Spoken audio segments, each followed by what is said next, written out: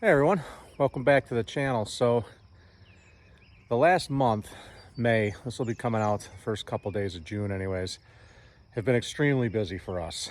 We had a lot of stuff going on off the homestead, along with getting the gardens set up and planted for the year, which we're not quite done with. But instead of showing you every little thing we've done, I guess what I've decided to do is I'm going to give you guys a little spring homestead garden tour.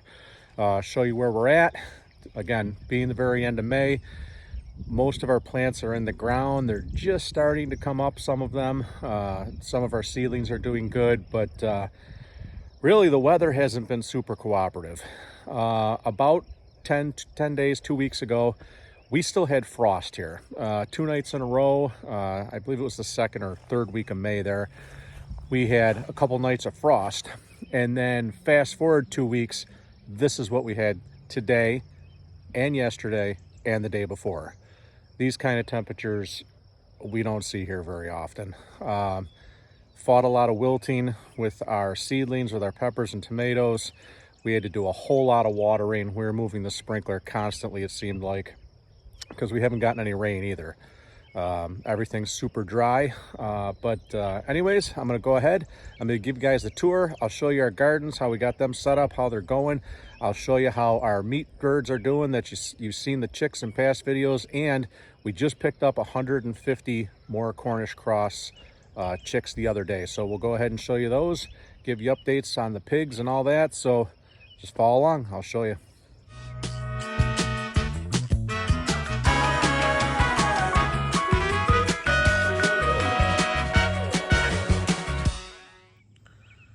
Sunflower seedlings all starting to come up pretty nice. Again, we've been out here watering almost every evening. Very tough to see, but they are coming up. I'm sure they'll really start sprouting here in the next half a week or so. Our lavenders from last year, you can see they look absolutely beautiful. These are a year old. We planted them last year. We did plant some seeds this spring inside, and we did do a little bit of transplanting. These are the very small ones that you see here. Mrs. Crooked Acres filled in a few spots there, so those will also get nice and big later on this summer. But yeah, the lavender's looking beautiful. You get a look down it this way. It is really, really nice. Again, this year on our side gardens, we've got 6 of them laid out here. Each one is approximately 1,000 square feet. These front 2, this one and this one, are Mrs. Crooked Acres flower spots. She puts sunflowers, and we got dahlias back here in the ground, and a bunch of other assorted things that she has started from seed. Some of them are starting to pop, you can see, but we've obviously got a long way to go on those. But they're gonna look super sweet once they come up, just like they did last year. Our 2 middle gardens here, we rotated things a little bit from last year. So we've got our tomato plants in here. I started these from seed. The hot temperature has not been very friendly to them, but overall, I think they're doing pretty well. In this blank spot here, I'm going to put some zucchini seeds. Again, haven't gotten to that. We do not have everything in yet. Over here, we've got our peppers. Again, this year, there's about 100 plants. The peppers are doing pretty nice. Again, the sun has wilted them pretty good during the day, but the vast majority of them are in pretty good shape. So there's 3 different kind of peppers. We've got 4 different kind of peppers. We've got bell peppers, Mamma Mia peppers, banana peppers, and jalapenos. Pretty much the same that we grow every year. In our back 2 garden patches here, we've got this one here. We've got our cucumbers. I know some people are going to say that's a ridiculous amount of cucumbers, and it is. We can't possibly eat them all. We give them away, but I use them as pig food. Not as pig food, as supplement pig food. The pigs still get their regular feed, but we supplement it with the cucumbers is why we grow so many. And you can see they are just starting to peek through a bunch of them. So again, within the next week or so, I expect they'll be really coming up well. Over in this patch here, we planted watermelons and cantaloupes, similar to past years. And again, these are just starting to come up. You can see them breaking through. So far so good on a lot of those. It's never 100%. You always got some that don't come up, and then we'll follow back through in a week or two and reseed where they didn't come up. But you can see just poking through. For those who didn't watch our videos from last year, again, we do use weed barrier fabric. I wouldn't even plant a garden without it. I'm absolutely sold on this stuff. So basically, you lay this out, the holes that you see the plants planted in, we just burn those holes with a small torch. We use small staples to staple it down when we put it down. And this thing serves multi-purposes. Obviously, it doesn't let any weeds whatsoever come up around your plants. Keeps the weed competition away from your seedlings. It also, which is usually a problem in our area, but not these last 3 days because the temperatures have been ridiculously high, but it increases the temperature of the soil, which is usually beneficial for us because we don't get a lot of, high 80 temperature days and hardly ever 90s. But so we have that. And then the third purpose is it really stores the moisture underneath there. The ground is still damp. It really holds on to it really well. So those are the three purposes for using that. And again, I wouldn't put in a garden without it. All right, so the first of our strawberry patches, this one is an absolute mess. So this one's kind of gotten out of control on me. There's a lot of weeds in there. I've tried pulling them, but the ground is so dry from our lack of rain that all you do is just bust it off and the root stays in the ground. So again, there's no reason to even attempt to waste all the time to do that, but we have picked a couple strawberries so far. You can see we've got tons of them forming, and I think it's going to be just a matter of a couple weeks here before we once again have more strawberries than we know what to do with. Those are the June bearing, and then over here we have a small patch of everbearing that we had got that we put in, and those are the pink flowers versus the white ones on the regular strawberries.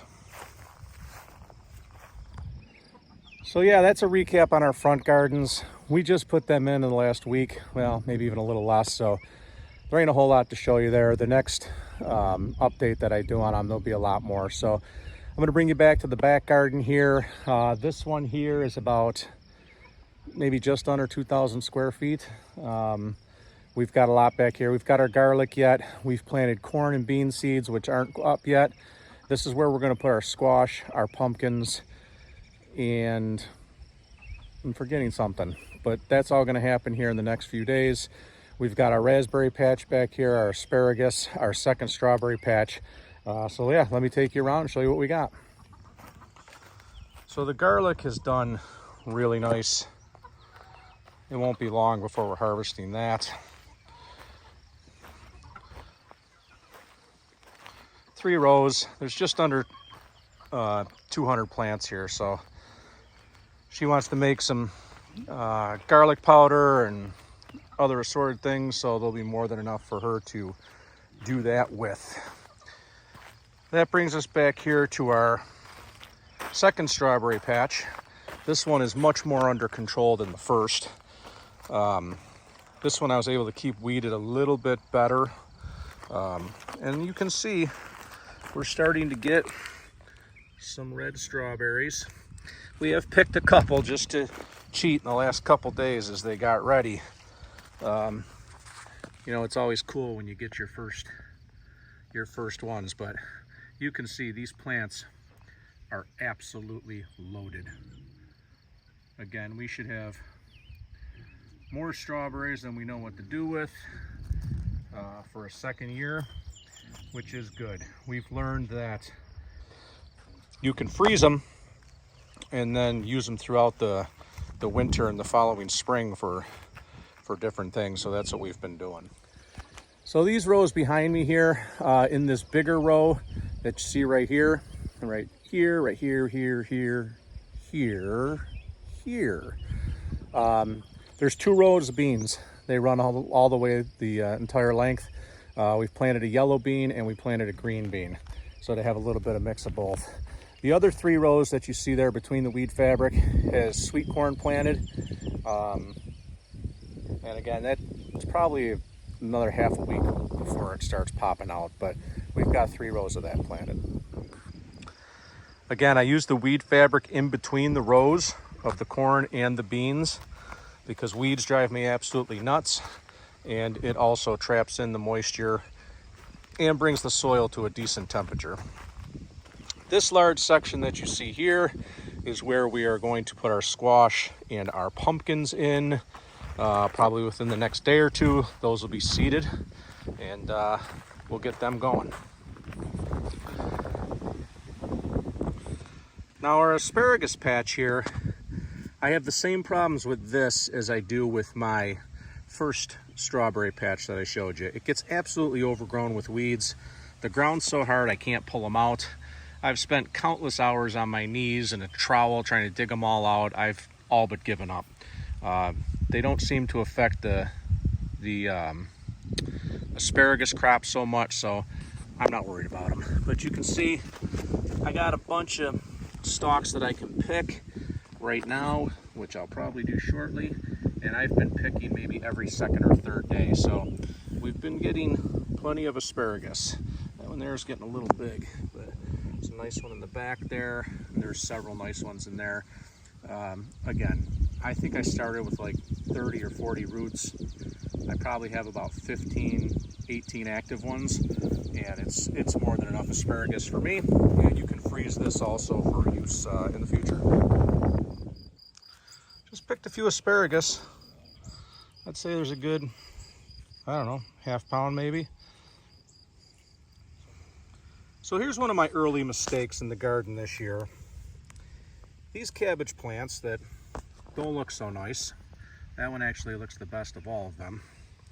I put these in about 3 days ago, and I put them here underneath our raspberry plants that I'll show you in a minute because I wanted them to get some sort of shade because they're a cool weather plant, but the sun burned them so badly. I think a few of them are going to make it. That one there is just, will probably be fine, but that one back there I think is a goner. That was my mistake. I did not think about the sun burning these plants and this heat. Again, we're not accustomed to these type of temperatures around here, so live and learn. Live and learn. But I do have some cabbage plants that I haven't planted yet. I'm going to get them in the ground, and cabbage germinates pretty quickly, so I'm not totally worried about it. We'll get them back up and running. So you can see our raspberry patch here. Look at these beautiful white flowers. There are just tons and tons and tons of buds on these. We put these in when we first moved into the property, and we put in a few different kinds. The first couple of years we didn't really harvest that much, a few, but this year really looks like it's going to be good. So pretty excited about that. You can see they've spread, taken over quite a big area here, so those are pretty cool. So this plant here, this Mrs. Crooked Acres got for free. It's oregano. We've never planted anything like that, so we had it, and one of our barn cats has come to say hi. But we threw it in the ground. It's doing pretty well. I guess we'll see what happens with it and dehydrate the leaves in the fall and use it for seasoning if it works well. So yeah, we got an oregano plant there. In these bare dirt spots here that I don't have covered up with the fabric, We put in various dahlia bulbs. Tracy planted some other flowers. I'm not even sure what we got going on there. In this section here that looks like garbage, I had got some free carrot seeds. So I just kind of sprinkled them in there earlier in the spring. I don't think my ground's conducive to carrots. I think it's way too hard, but I got them for free, so I threw them in. And you can see through all the weeds, there are a bunch of carrots in there. So we'll see what happens with those. I'm not super optimistic, but again, I had the seeds. Here is some bulbs that Tracy planted. I'm not even really sure what they are, to be honest with you, but there's some sort of flowers, and she loves all that stuff, so yeah. Yeah, so that's a tour of our gardens. Got about 7,000, 8,000 square feet worth. We're not quite finished putting them in, like I said, but we will be in the next few days. So yeah, that's the gardening section. Next thing I'm gonna do, I'm gonna give you an update on the animals, and then I'm gonna walk you back to the orchard, and I'm gonna show you something that we got going on back there that I'm really not sure how to handle. I'm still doing some research, but yeah, I'll show you what it is. But first, let's check out the animals. So these are the Cornish cross that you guys seen the chicks a couple videos back. You can see they're not chicks anymore. These guys are actually about, let's see, 4 days, 5 days away from going to butcher now.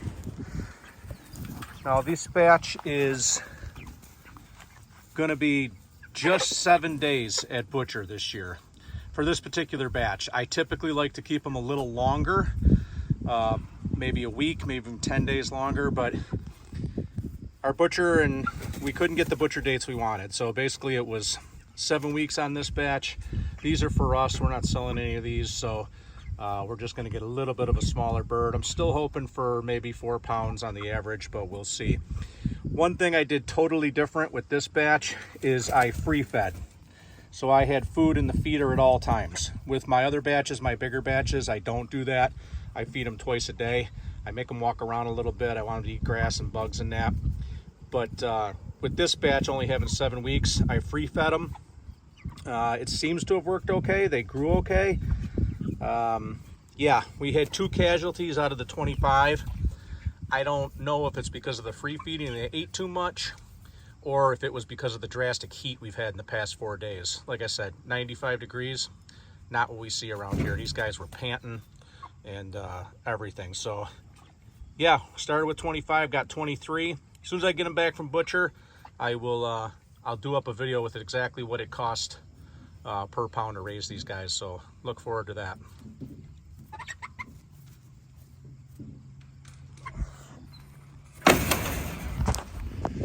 Which brings me to the 3 piglets.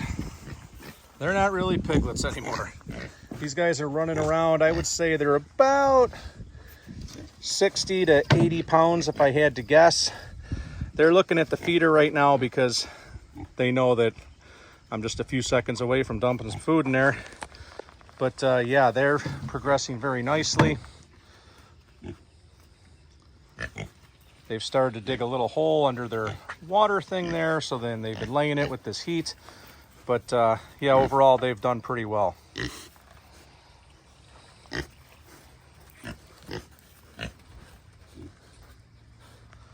What's up, piggers?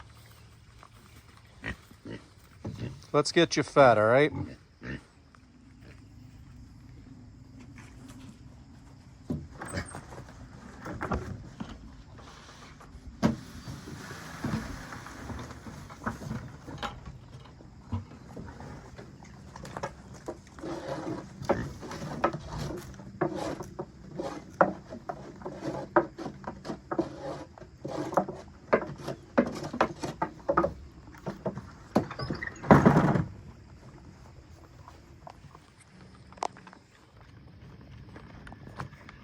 So that's an automated feeder that I built. It's nothing fancy, just made of scrap wood. It's got the covers on it to try and keep some of the rain out. It obviously is not totally waterproof. But they've learned that they each get a feed bin there. They pick up the top with their heads and they get right under there and they eat. It also reduces a ton of waste. As you can see on the ground, there's none because all the food falls into that bin right there where their head is. and they lick it and eat it out of there. So I typically give them a big feeding in the morning, and then in the evening I will just give them a little touch of food to get them through the night or what have you, till the next morning. So yeah, they're doing well. We haven't had any problems.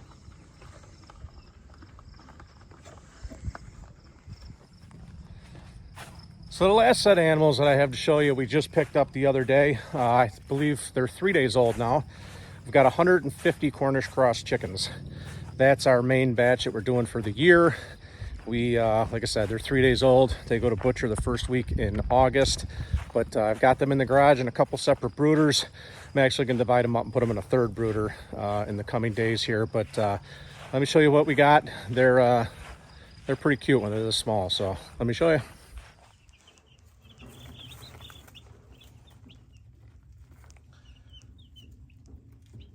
Like I said, they're about 3 days old.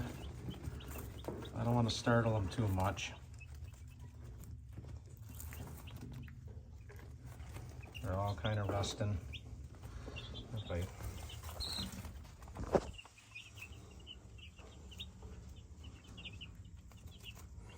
Can turn it around here. There's more down on that end. I don't want to take all the covers off, so I'm just kind of trying to film and show you what we got inside there. Getting some focus issues, I know, but I do not have the lamps on. It's plenty hot in this garage. So that's the one brooder. This is the biggest one. And then these brooders that I made from IBC totes, they also have more in there. And again, the light's not on. I use these steel bars to hold the tops down because I do have barn cats. And they will be pretty inventive on how they get in there. But yeah, they're cute little guys when they're 3 days old, but by 6, 7 days old, anyone who's ever raised them know that they're gonna start stinking and really turn into monsters. But yeah, pretty exciting. I almost forgot our girls, our layers. They're doing just fine also. Didn't add any this year, maybe next year when we get our new barn built, but yeah, they're producing more eggs than I know what to do with at the moment, so we've got plenty. And actually I'm gonna grab them right now. Let's see what we got. I grabbed 3 this morning when I came out to give them some water, so I'm sure there's some more in there by now. Let's see what we got. Looks like 4, 5, 6. We'll go ahead and get them collected. How's it going? What are you digging for?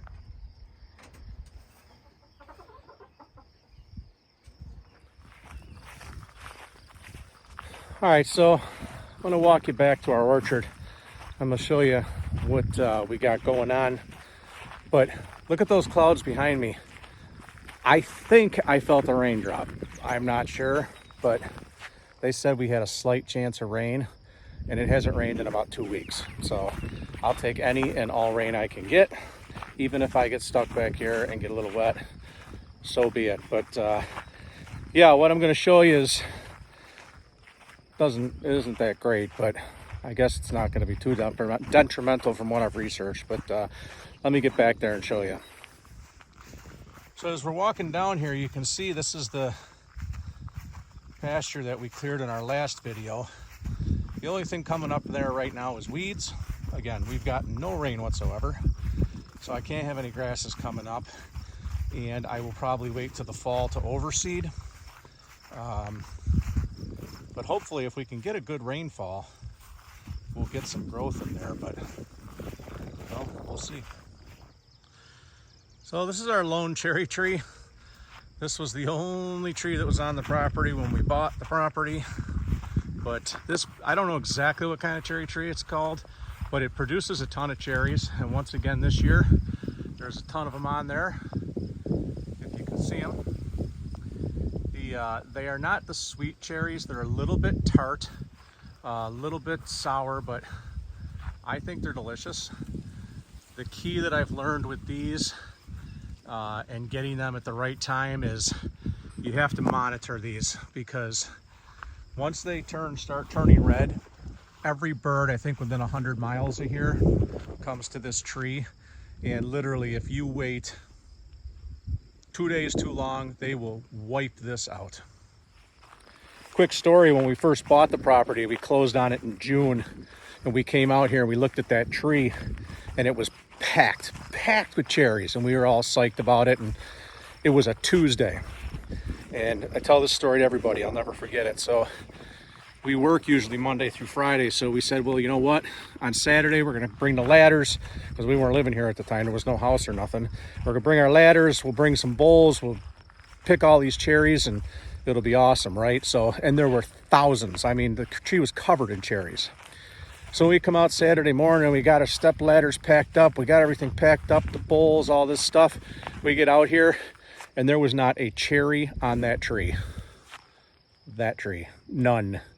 The birds had eaten every single solitary one. There was zero. So that was the first year we learned that once they start getting red, you got to get out there. You cannot wait, because once the birds find them, forget it, it's gone. Lesson learned. So back in our orchard here, we've got 2 peach trees. This tree here, which is not the nicest looking tree, but anyone who knows what they're looking at, it's suffering from a thing they call peach leaf curl. So basically the leaves curl and they turn red. This is a fungus. It's just naturally existing. How this tree gets it, I don't know the science behind it, but it's not going to kill the tree. I did do some research, but it is not going to let the tree produce any kind of fruit, and will harbor its leaf growth and that stuff too. So there are some antifungal things you can spray on it in the off season. So for now, there's nothing we can do about it. So we'll take a look at it over the course of next winter, and see what we can do. Again, it's kind of got a bent trunk. It's not the nicest tree, but it is what it is. This peach tree here is considerably larger, as you can see. It also suffers from the leaf curl, but not as much as the other one. And I can also see, which I didn't before, that we got some baby peaches on this tree. So it has produced some fruit. Whether that fruit actually sticks or not, I guess time will tell. But yeah, it does. It's got the leaf rot. So again, we'll probably, it's not leaf rot, it's leaf curl. So we'll probably spray that tree next winter also. Now the rest of our orchard here, you'll notice I've got fencing around each of them. The deer population here is completely out of control, and they'll rub the trunks and they eat everything. But Kiefer pears and Ayers pears, and then we've got 3 different apple trees. The pears are always solid producers. These Kiefers, you can see I've got some baby pears on there. I don't know, there's a few dozen anyways. It's still early, but they're heavy producers. Those are the Kiefer pears. It's a little bit of a harder pear. These Ayers pears are absolutely delicious. They're soft, you can eat them right off the tree, but my trees have not produced a whole lot. One year I got maybe a half dozen. Next year I got a couple. And this year one of the trees didn't bloom at all. So I don't think I'm gonna get any. But this is another Kiefer pear. Again, it's got several dozen little baby pears on it. And then this is my other Ayers. The wind's starting to pick up. I think we got a storm rolling in, which is good. But I don't know if you can see from the footage, but I can tell you there's no pears on that at all. This tree did not bloom in the spring. There were no flowers on it. I do not know why. It seems to be perfectly healthy. Yeah, so I guess we'll be waiting another year on that one. This Kiefer pear. This pear tree has produced a bunch of pears in the past, but I don't see too many on it. There's a few. It's a little light. I don't know if it was because we had a cold spring. Like I said, we were having frost literally 2 weeks ago, and then we went to the 90s. So this part of our land here, we let a farmer plant. He planted all that last fall, and it's looking nice. I stayed for this thing. We weren't using it for nothing. So first of our apple trees, we trimmed them down. Now these trees were absolutely destroyed by deer last year, so they are just coming back now. I didn't expect any fruit this year, and it looks like my expectations are going to be met because I don't see any. We've got this small little apple tree here. Again, was completely destroyed by deer last year. They ate every single leaf. I made the mistake of taking the fences down because I can't stand the way they look. I think they look terrible. They're hard to mow around, but I found out the hard way they're an absolute necessity. So this is probably the biggest of our apple trees, and we planted all these immediately upon buying the property. And I thought I saw some apples on this one a while ago, but I could be wrong because I don't see any now. This tree was the exact same scenario. It was destroyed by deer last year, and yeah, it finally just grew back, but you can see it's getting wide. I've been trying to trim it. I'm no fruit tree trimming expert, but I've really taken a bunch off of it. Maybe I need to take some more next year, but we'll see. All right, so that wraps up the tour. You can see my two barn cats. Anytime I walk in the back, they come with me like dogs. They run behind me and play and wrestle with each other and all that. But yeah, so that sums up the tour. That's what we got going now. Like I said, when you see this, it'll be the first couple days of June, but I'm going to go ahead and keep rolling out these maybe once a month and show you what we got going garden wise and animal wise. Yeah, it's been there they go. It's been an extremely busy month here in May. Got most of the stuff we need to get done. So, but we're looking forward to a very great summer, and we'll keep you up to date with what we're doing. So if you like the video, hit the like button, hit the subscribe button if you haven't already. Share this video with friends, family, neighbors, whoever you think would be into this sort of stuff. And we'll catch you on the next one. Thanks for watching.